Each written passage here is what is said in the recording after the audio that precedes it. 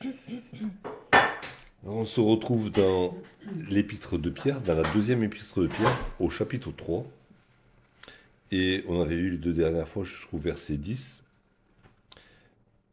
Dans ce chapitre, Pierre insiste sur le fait que nous devons rester éveillés.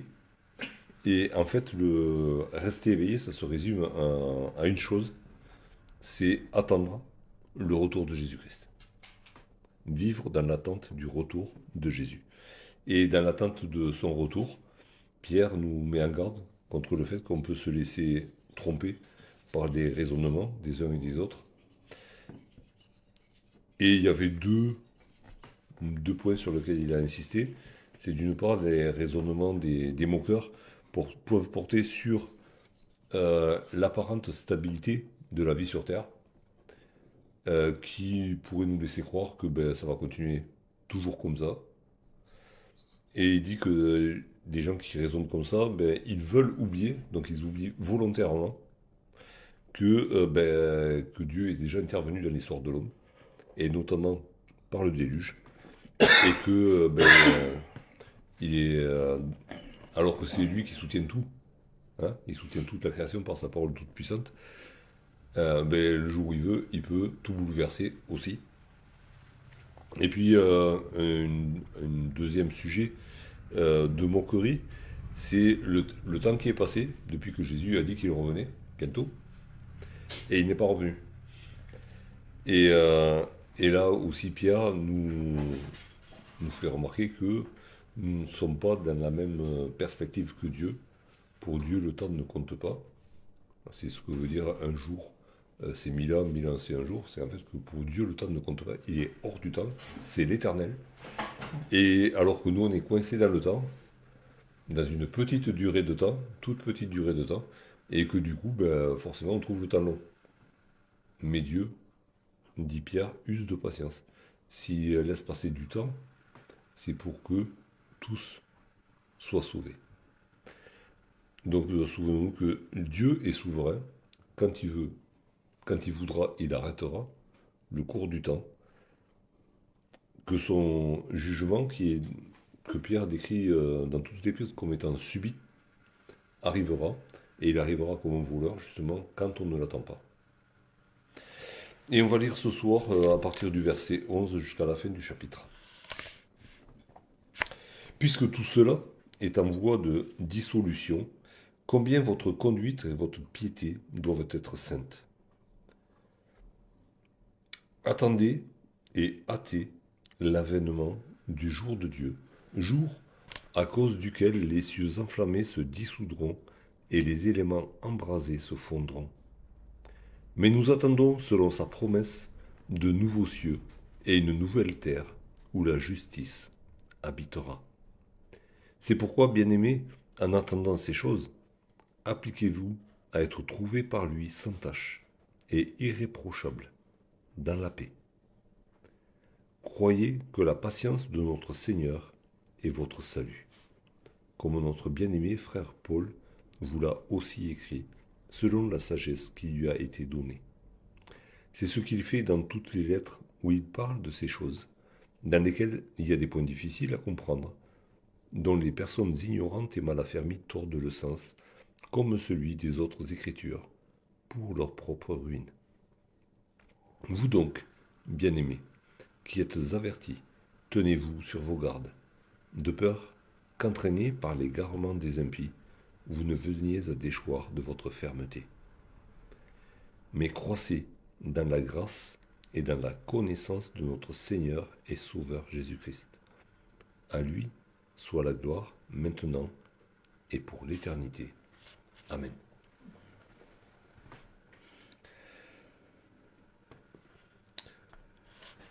Au verset 11 et 12, Pierre reprend un petit peu ce qu'il avait dit au verset 10, hein, cette description du jour du Seigneur, avec les cieux et la terre qui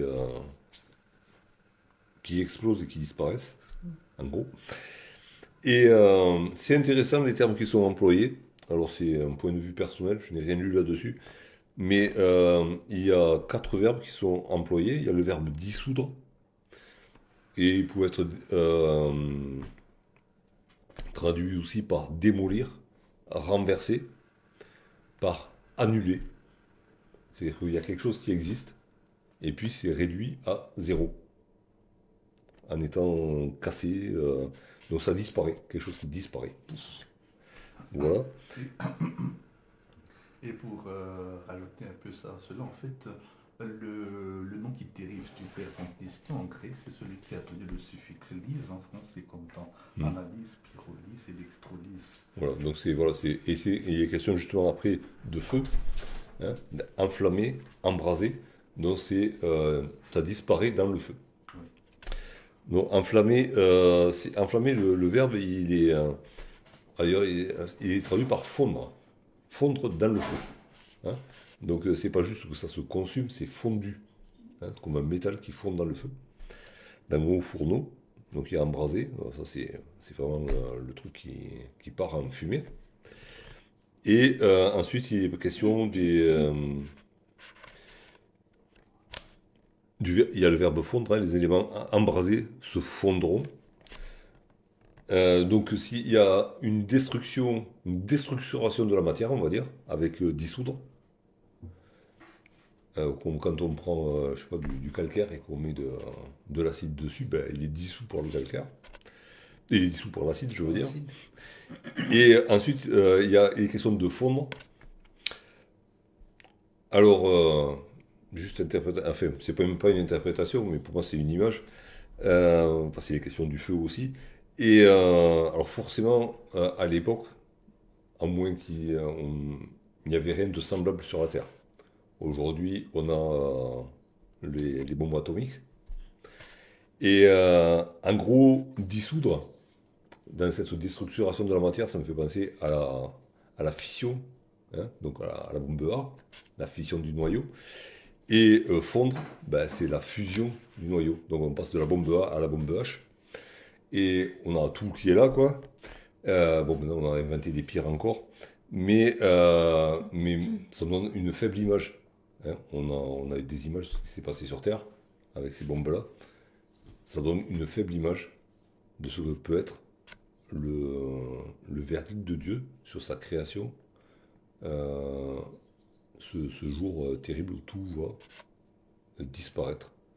Dans un feu, on va dire, si on doit garder une image, dans un feu nucléaire, mais à l'échelle cosmique. Donc on voit ce que peut faire une bombe sur Terre. Euh, Dieu peut faire infiniment plus. Et, euh, et il va rien rester. Plus rien. Et Pierre nous dit, hein, puisque tout ça doit disparaître, mais disparaître, il restera rien, quoi. Même pas, il n'y aura pas un vestige.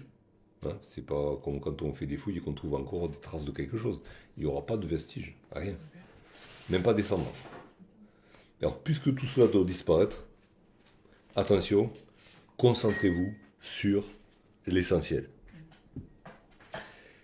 Et l'essentiel, il le décline en deux objectifs. Il y a notre conduite et notre piété. Bon, c'est lié, hein. Mais il y a deux choses. Notre conduite, c'est ce que tout le monde peut voir. Et notre piété, qui se passe dans le lieu secret, entre Dieu et nous.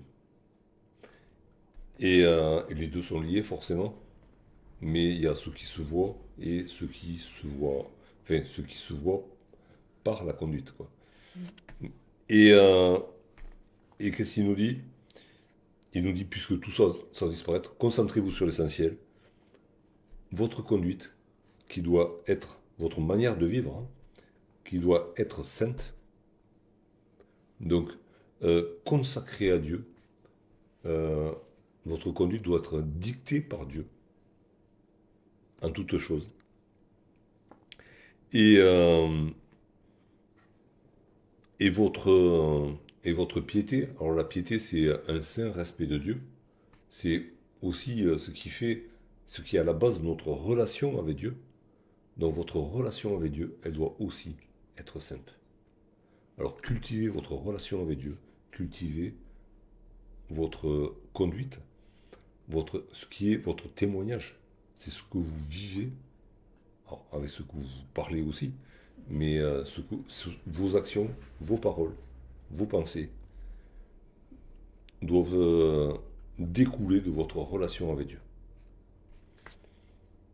Et du coup, les deux doivent être cultivés de manière à ce qu'elles soient les deux saintes.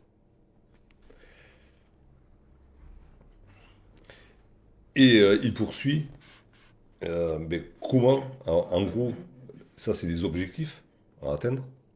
Et comment les atteindre? Mais attendez et hâtez l'avènement du jour de Dieu. Attendre, le verbe qui est là, c'est un verbe qui est composé de deux mots, et il est composé d'un verbe qui veut dire veiller. Et veiller jusqu'à ce que le jour du Seigneur arrive. Ne vous relâchez pas dans l'attente de l'avènement du Seigneur. Donc c'est quelque chose qui demande beaucoup d'énergie. Hein. Quand on doit veiller et qu'on a sommeil, on doit se battre contre le sommeil, hein, pour garder les yeux ouverts, et c'est pas facile. Hein. Il y a Jésus a donné des paraboles à ce sujet-là, et il y en a qui s'endorment en attendant, mais on doit lutter contre le sommeil pour être éveillé le jour où il arrive. Ne pas se relâcher dans l'attente du jour du Seigneur. Et il y a le verbe hâter qui est mis là, et le verbe hâter, il a un double sens. C'est celui qui a été le mot d'origine qui a été traduit par hâter ici. Alors oui, ça veut dire hâter, ça veut dire accélérer. Alors, c'est Dieu qui a décidé le jour où ça arrivera, hein, tout de même. Mais Pierre nous dit, on peut accélérer la chose, on peut pousser pour que ça arrive plus vite. Hein. Puis ça vous maintiendra éveillé en même temps. Hein. Et il y a aussi le sens de désirer. Désirer ardemment le retour du Seigneur. Alors, forcément, ça va nous aider aussi à rester éveillés. Mais du coup, ça va nous aider aussi à cultiver notre relation avec lui. Et ça va nous aider aussi à avoir une vie consacrée au Seigneur. Si on le désire vraiment qu'il revienne, on va se préparer, quoi. Hein. Des questions dans la bouche de quelqu'un, justement du fiancé qui attend la fiancée, il est un peu impatient, quoi. Et c'est la même chose là. Et du coup, il se prépare et du coup, il part pas à droite à gauche. Donc, il y a Pierre insiste. Tout ce que vous pouvez faire sur la terre va disparaître. Et du coup, il y a deux choses essentielles. C'est votre conduite qui va témoigner du fait que vous êtes enfant de Dieu et qui va en amener d'autres au salut. Et il y a votre piété, votre relation avec Dieu que vous devez cultiver et vous remettre toujours au pied du Seigneur. Hein, puisque dans la piété, il y a ce côté, le saint respect de Dieu. Alors, quand on parle de ce jour du Seigneur, du jugement et de la destruction de la création, par le Seigneur lui-même. Pas par nous. Hein. Nous, on fait des dégâts dans la création, mais on n'arrivera pas à la détruire. C'est le Seigneur qui va le faire. On peut se dire, quel dommage. Quel dommage. Oui, bon, ça, il fallait réfléchir avant. C'est notre faute si la création souffre à cause du péché, est pervertie à cause du péché, et de notre péché, pas celui des autres. Et du coup, Dieu a dit, je vais tout mettre à plat, et justement, ça c'est la bonne nouvelle, il y aura une nouvelle création. Et du coup, même si on peut sentimentalement être chagriné de se dire que toute la création va être détruite, mais c'est pour repartir de plus belle. Dieu l'a promis. De nouveaux cieux et une nouvelle terre. Alors pas comme les premiers, encore mieux. des nouveaux cieux et une nouvelle terre où la justice habitera. Et elle ne sera pas délogée. Ok. Donc là-dessus, on a des prophéties dans l'Ancien Testament. On a le livre de l'Apocalypse. On a les promesses de Jésus. Donc c'est ça la promesse des nouveaux cieux et une nouvelle terre où la justice habitera pour toujours. Où rien d'impur n'entrera. Où il n'y aura plus de péché, plus de souffrance, plus de deuil, plus d'occasion de péché.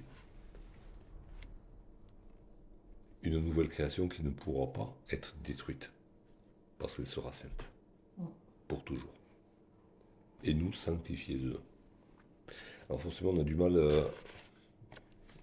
à l'imaginer. Oui. Hein, voilà.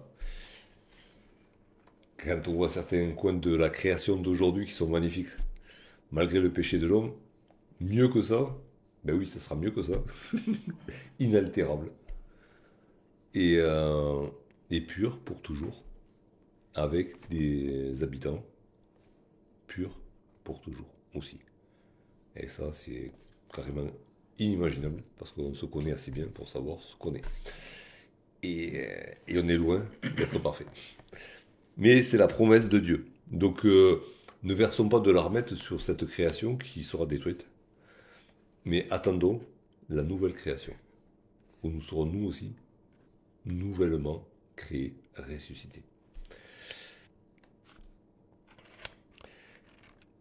Au verset 14, il est question pour la troisième fois en 4 versets, il y a le verbe attendre qui est encore là. Et c'est toujours le même. Hein, c'est le verbe de veiller jusqu'au bout. Et c'est pourquoi, bien aimé, en attendant ces choses, donc en attendant la destruction de cette création, mais surtout la nouvelle création, appliquez-vous à être trouvé par lui sans tache et irréprochable dans la paix.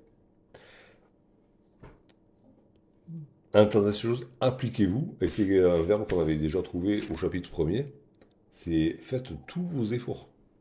Là, il est question de mouiller le maillot, de nouveau. C'est à nous de le faire.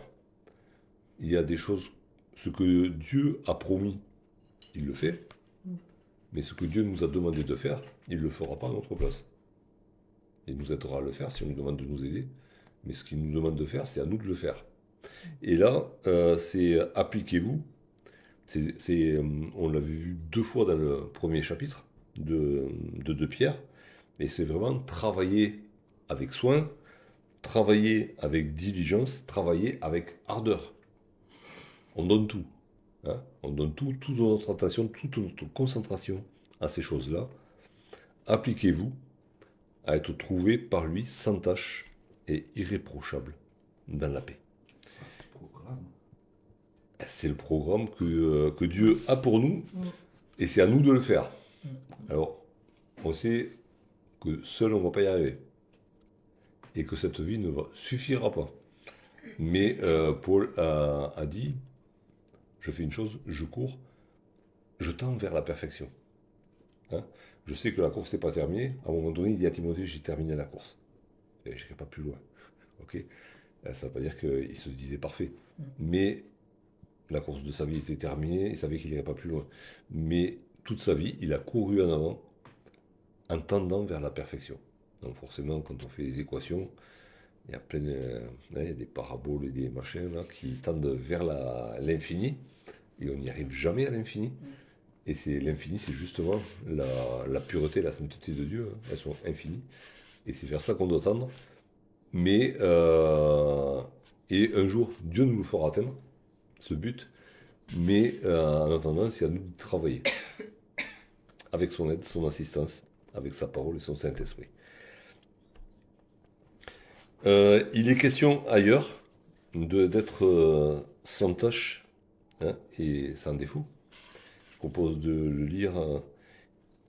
On l'avait vu dans la première épître de Pierre. Vous connaissez par cœur ce verset. On n'a pas été racheté par de l'argent et de l'or, mais par le sang précieux de Jésus, comme d'un agneau sans tache. Ok, donc le programme qui est là devant nous, c'est être comme Jésus. Ah, la barre est haute. Ah, mais c'est le programme de Dieu pour nous, être sans tâche, comme Jésus. Pas plus, c'est pas possible, mais pas moins. Et dans l'épître de Paul aux Éphésiens, on va lire au chapitre 5, un verset, où il est question du projet de Dieu pour son Église. Chapitre 5, Oui, Éphésiens 5.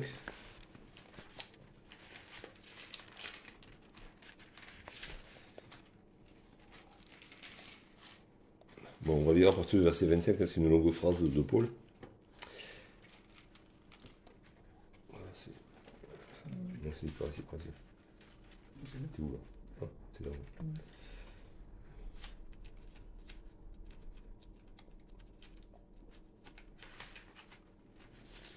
Éphésiens chapitre 5. On va lire à partir du verset 25, parce que sinon on ne sait pas d'où on vient. Marie, que chacun aime sa femme comme Christ a aimé l'Église, et s'est livré lui-même pour elle, afin de la sanctifier en la purifiant et en la lavant par l'eau de la parole, pour faire paraître devant lui cette Église glorieuse, sans tache, ni ride, ni rien de semblable, mais sainte et irréprochable.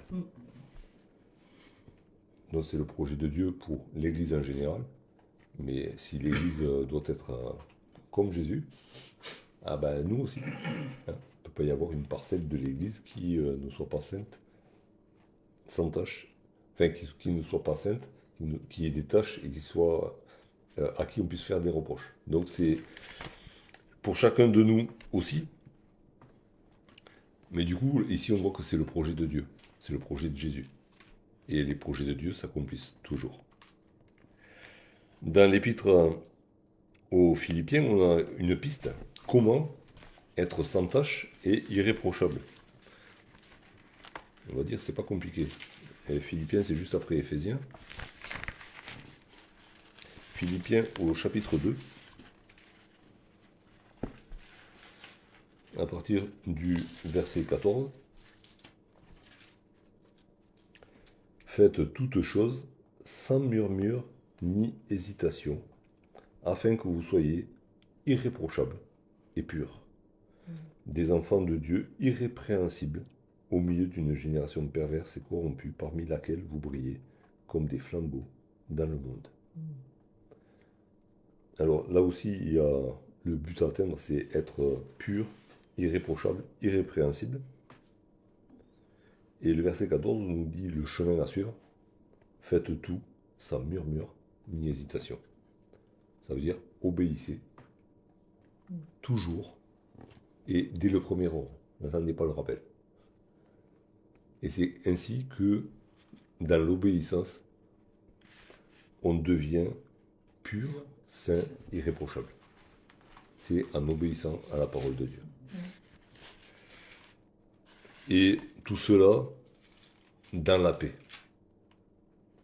La paix avec Dieu, la paix dans les circonstances qu'on traverse, la paix avec tous, pour autant que cela dépende de nous. C'est encore un but à atteindre, être en paix. Être en paix, garder la paix avec Dieu, mais c'est Jésus qui nous a acquis la paix avec Dieu, mais nous pouvons perdre cette paix en désobéissant, être en paix en toutes circonstances, en faisant une entière confiance à la promesse de Dieu, et être en paix les uns avec les autres, déjà dans l'Église, et avec tous, pour autant que cela dépende de nous. Et ça se travaille. Hein. Et le lien de la paix, c'est l'amour.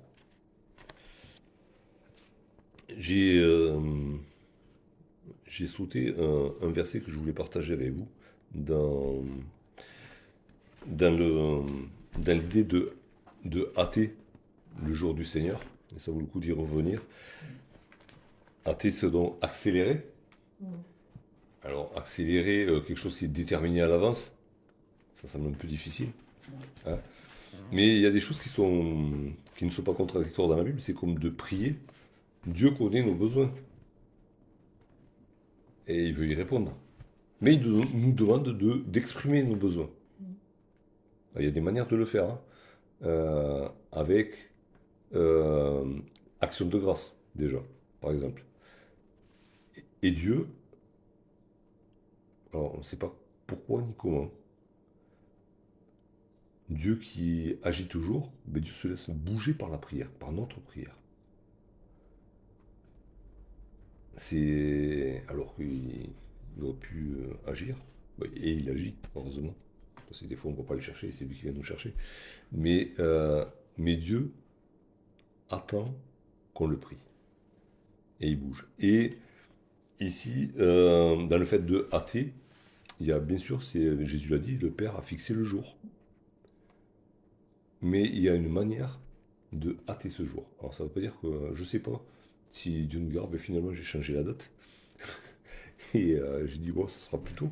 Mais il y a une manière de faire.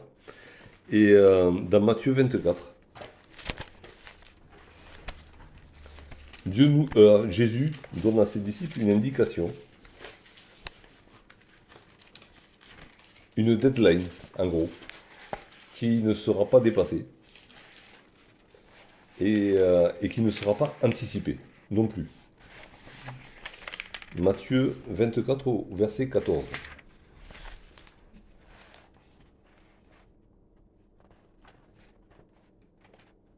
Et Jésus est en train de parler à ses disciples de son retour et du jugement qui va toucher.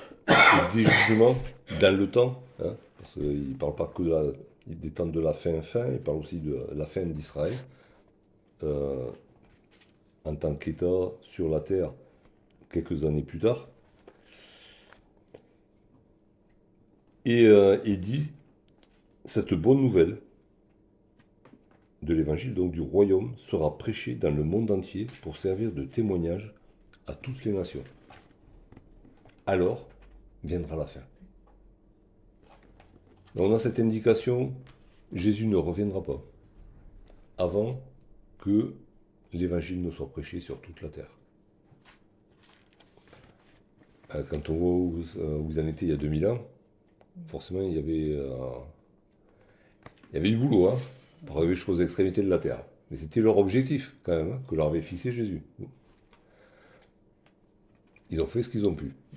Ils ont beaucoup fait, quand même. Il faut pas dire que c'était pas juste un petit peu. Ils ont bougé, les disciples. Mais Jésus leur dit, la fin arrivera quand la bonne nouvelle de l'évangile aura atteint toute la terre. Après, il faut aussi voir que le mot pour terre, ici, c'est oikoumene, donc ça veut dire la terre habitée. Terre habitée, oui, forcément, les pingouins de l'Antarctique n'ont pas grand-chose à faire de l'évangile. Mais maintenant, il y a des hommes qui vivent là-bas aussi. Donc, il y a un témoignage à donner à ces scientifiques qui sont en Antarctique aussi. Hein. Donc, le Seigneur pourvoira à ça aussi. Mais du coup, pas pour les pingouins, hein, pour les scientifiques qui étudient les pingouins. Mais du coup, on a quelque chose à faire. Athée, c'est travailler, hâter le retour du Seigneur, c'est travailler avec lui pour disséminer la parole de Dieu sur toute la terre. Et quand ça sera fait, alors il pourra revenir. Il ne va pas revenir en grugeant des peuples qui n'auront pas entendu parler de lui. Alors, il y en a qui peuvent être sauvés, et l'Épître aux Romains en parle, en cherchant Dieu, même s'ils n'ont pas entendu l'évangile. Et on en a des exemples dans l'Ancien Testament de toute manière. Mais quand même, Jésus a fixé, en gros, cette deadline. Il a informé ses disciples de ça. La fin arrivera après ça. Après que l'évangile aura fait le tour de la terre. Alors on peut y travailler. Et du coup, y travailler dans cette pensée que quand ça sera fait, Jésus pourra revenir. et c'est une motivation. Alors, si on désire ardemment le retour du Seigneur, ben, ça va nous motiver à partager sa parole aussi.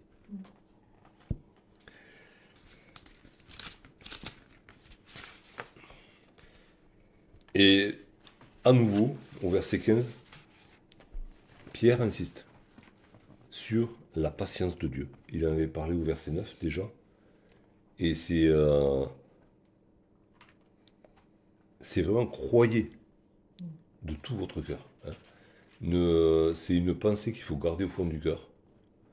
La patience de Dieu nous sauve. C'est elle qui nous a sauvés. Il est question du temps de la patience de Dieu qui se prolongeait au jour de Noé. Dieu a fait preuve de patience envers la génération de Noé jusqu'au dernier moment. Il avait promis le déluge, hein, il aurait pu se dédire de la même manière qu'il s'est dédié pour Ninive et qu'il n'a pas appliqué son jugement sur Ninive. Dieu aurait pu se dédire au moment du déluge. Il a usé de patience pour ces gens-là aussi. Et aujourd'hui, il use de patience pour ceux qui ne croient pas, mais aussi pour nous. Qu'on ait le temps de se préparer à son retour. Hein, il nous donne du temps à nous aussi. On a raté des choses dans la vie, et il nous donne le temps avec lui, hein, avec son aide, de reconstruire et d'aller plus loin avec lui. Ben, du coup, ça me fait penser irrésistiblement à l'autre qui tardait quand les anges lui ont dit de quitter Sodome. Ah oui, à un moment donné, Et l'ange de l'Éternel lui a dit je ne peux rien faire tant que tu n'es pas parti. Oui, oui. Oui, ben, à un moment donné, mais à un moment donné, l'ange l'a pris par la main et dit maintenant on y va. Hein. Oui, tout à fait. Hein. Et par extension, je dis que c'est quelque chose d'édition de se dire que c'est notre présence qui empêche Dieu, bon ça fait bizarre à dire, mais qui empêche Dieu de détruire le monde. Oui, mais c'est surtout c'est sa patience qu'il exerce. Parce qu'il pourrait nous enlever. Comme l'ange au dernier moment, il a pris par la main et il a dit ah, maintenant ça va là. Et on a ses lambinés. Dieu le fera. Mais en attendant, il se retient, il use de patience. Et la patience, elle n'est pas uniquement pour ceux qui sont perdus, elle est aussi pour nous qui sommes sauvés, pour qu'on fasse fructifier notre salut. Et c'est beau aussi ce verset 16, parce que 15 et 16, il parle de ce que fait son frère Paul. Et il y a vraiment unité entre les apôtres. Il n'y a pas de concurrence. Il n'y a pas un qui va être au-dessus des autres. Il n'y en a pas un qui va être le chef de l'Église dans l'histoire. Le seul chef de l'Église, c'est Jésus-Christ. Et il fait référence aux enseignements que Paul a transmis aussi à ces mêmes églises, que peut-être Paul lui-même a fondé. Et il parle les mêmes choses. Alors il en parle avec la sagesse qu'il a reçue lui. Et Pierre sait très bien que lui, pêcheur de Galilée, n'a pas les mêmes références que Paul, l'érudit. Ils ont le même Seigneur, ils ont le même salut, il n'y a pas de problème là-dessus. Mais il sait que Paul parle de la même chose, mais de manière plus approfondie. Et il le dit sans fausse honte, c'est pas qu'il fait des révérences devant Paul là non plus, hein, mais il cite juste Paul, et ils travaillent main dans la main, ensemble.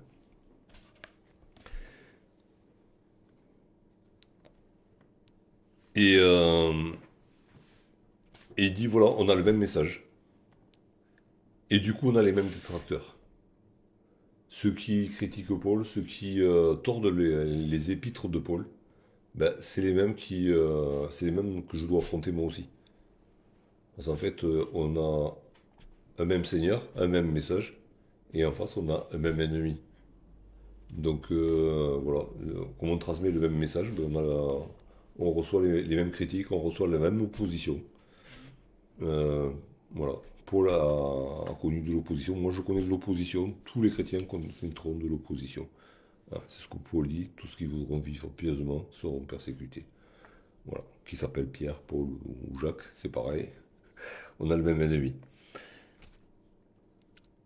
Et il dit, il ne torde pas uniquement euh, notre enseignement, mais toute l'écriture. C'est que même ce qui a été reconnu par les anciens comme étant la parole de Dieu, ces personnes-là en tordent le sens, la négligent, la méprisent, tout ce qu'on veut. Et Pierre fait référence aux mêmes personnes qu'il avait citées au chapitre 2, au verset 14.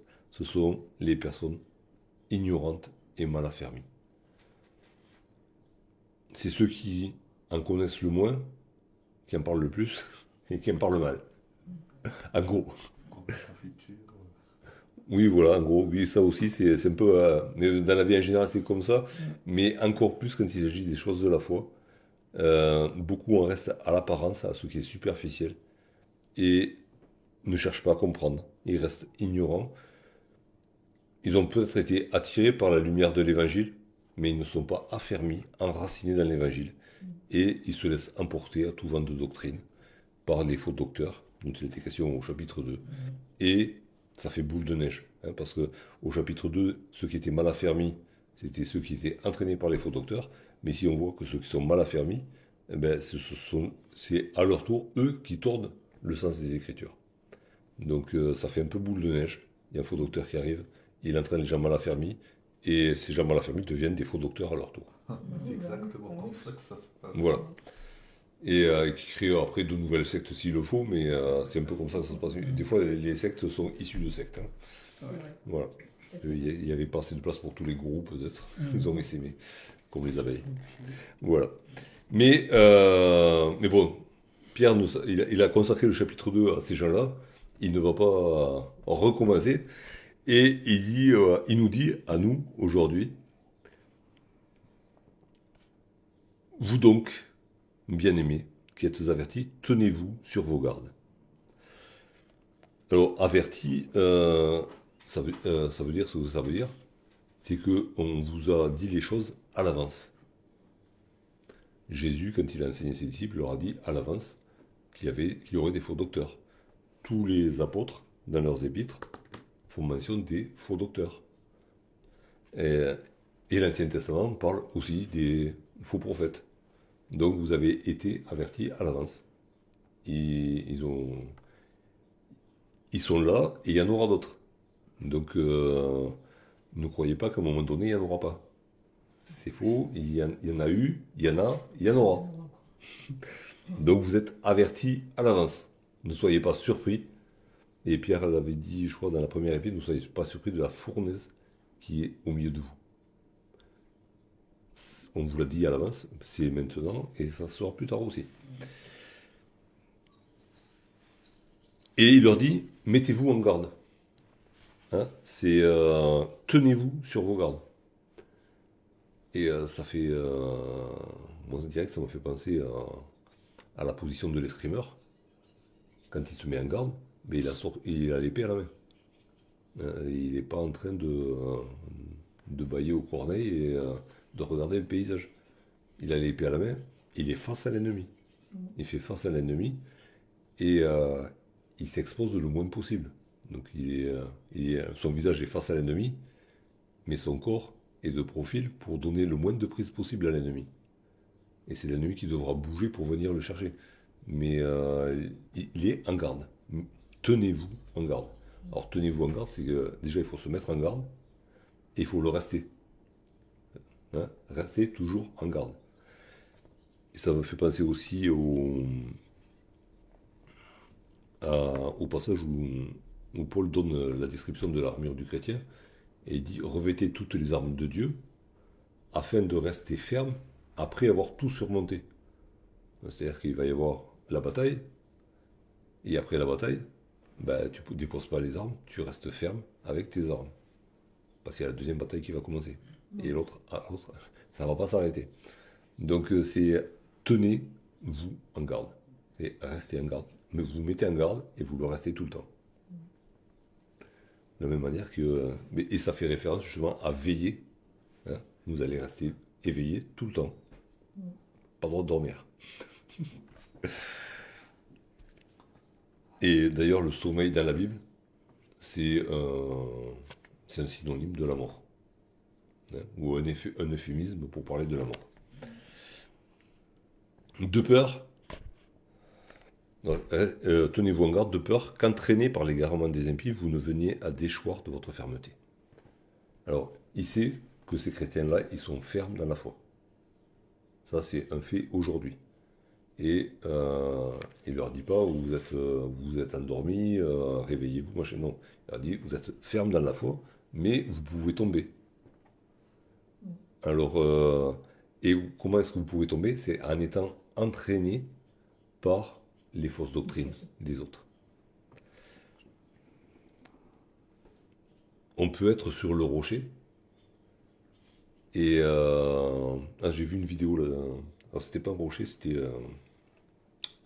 un petit iceberg. Et comment font les orques pour manger les phoques qui sont sur l'iceberg? Bah, ils ne peuvent pas monter sur l'iceberg. Qu'est-ce qu'ils font? Ils plongent, ils créent des vagues de plus en plus grandes, et puis il y a des vagues qui passent par-dessus l'iceberg et qui font tomber les phoques dans l'eau. Et là, le phoque, il se fait attraper. Sur l'iceberg, il est en sûreté. Mais il est entraîné par la vague. Alors, soyons sur nos gardes de ne pas être entraîné par la vague qui passe sur l'iceberg. Alors forcément, le phoque, il n'est pas outillé pour s'enraciner dans l'iceberg. Hein, s'il avait des griffes qu'il pouvait planter dans l'iceberg, les vagues lui passeraient dessus et les orques, ils serraient la ceinture.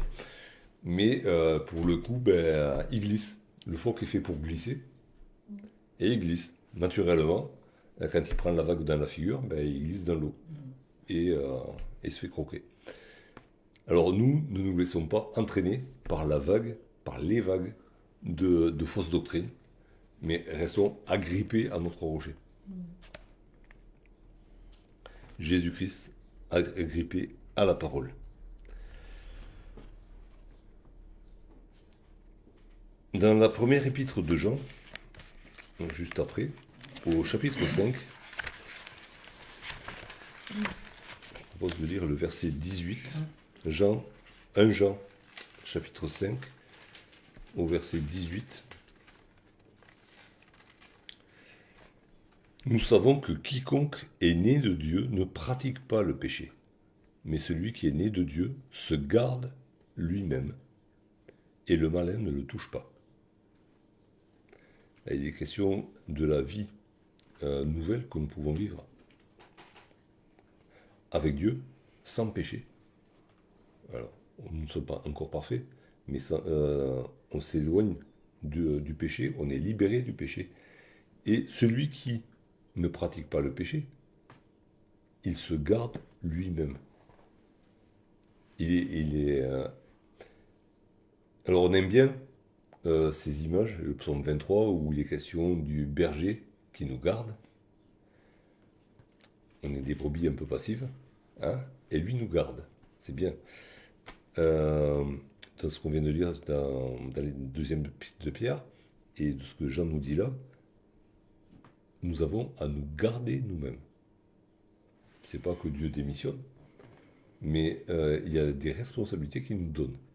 Et c'est à nous de nous garder, et dans l'obéissance de la parole, nous nous gardons nous-mêmes. Et nous sommes comme le phoque sur l'iceberg, mais munis de crampons. Et le diable ne nous fera pas tomber à l'eau. Si nous sommes obéissants à Dieu, le diable peut nous faire des misères, ça va secouer, on va prendre des vagues dans la figure, mais on va être hors de portée. Il ne va pas nous croquer. Il ne pourra pas nous attraper. On aura des désagréments, certainement. Mais nous serons gardés par Dieu, mais nous nous garderons aussi nous-mêmes.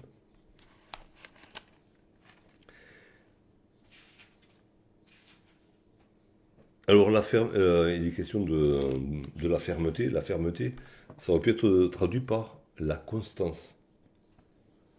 C'est-à-dire que quelqu'un qui est constant, c'est quelqu'un qui ne varie pas. Il a pris une décision et il s'y tient. Il s'est fixé des objectifs il s'y tient. Il a pris des résolutions, il s'y tient. Le chrétien peut le faire avec l'aide du Seigneur. Et avec l'aide aussi des frères et sœurs. Pensons à Daniel et à ses amis. Daniel tout seul, on a du mal à l'imaginer. Ses amis sans Daniel, on a du mal à l'imaginer. Mais ils étaient tous les quatre, ils ont pris une résolution tous les quatre. Et ils ont tenu, tous ensemble. Donc, c'est cette fermeté, cette constance que nous devons avoir pour pouvoir résister au diable. Et du coup, au lieu de nous écrouler, au lieu de tomber, au contraire, Pierre nous dit, au contraire, au lieu de vous laisser entraîner, croissez dans la grâce et dans la connaissance de notre Seigneur et Sauveur, Jésus-Christ. Alors, pour une plante pour grandir, il faut qu'elle fasse des racines. Il n'y a pas de secret. Les plantes dans un pot, au bout d'un moment, elles sont asphyxiées. Et ça va faire des bonsaïs. Ok. Si vous voulez être des chrétiens bonsaïs, vous pouvez être des chrétiens bonsaïs. Mais Pierre nous encourage à grandir, à développer des branches, à porter du fruit. Mais avant d'avoir des branches et du fruit, il faut avoir des racines. Et croissez, plongez vos racines dans la grâce et dans la connaissance de notre Seigneur et Sauveur Jésus-Christ. Encore une fois, c'est Seigneur et Sauveur. Oui, il nous a sauvés, mais parce qu'il nous a sauvés, il est notre Seigneur. Il a tous les droits sur nous, nous lui appartenons. Et quoi qu'on fasse, quoi qu'on dise, même de très bien, toute la gloire revient à notre Seigneur et Sauveur. Et nous sommes tenus, en tant que rachetés, de vivre pour sa gloire. C'est notre identité, notre emploi à temps plein. Alors, on est tous occupés à différentes occupations sur la terre, qui mèneront à certaines choses, mais qui disparaîtront un jour. C'est écrit. Mais la gloire que nous aurons apportée à Jésus, celle-là, elle va rester. Ce que nous aurons vécu avec lui et pour lui, c'est ce qui va rester et ce que nous pourrons amener dans les nouveaux cieux et dans la nouvelle terre où la justice habitera.